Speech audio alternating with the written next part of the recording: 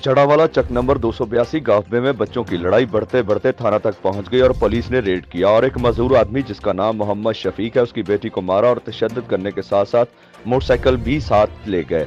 मजीद तफसीलात से आगाह करेंगे मोहम्मद रिजवान आजिज।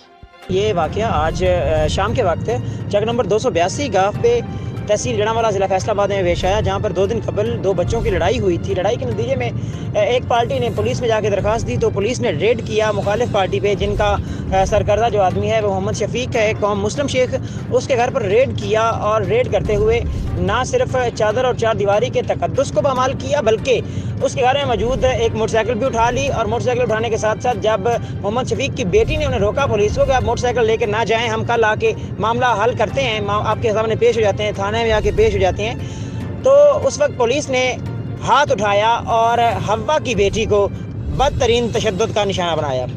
ये बदतरीन तशद्दुद इस बात का मुंह बोलता सबूत है कि गुड गवर्नेंस के जो दावे किए जा रहे हैं पुलिस में वो धरे के धरे हैं। पुलिस आज भी उसी मकाम पे खड़ी है जिस मकाम से शुरू हुई थी। जी।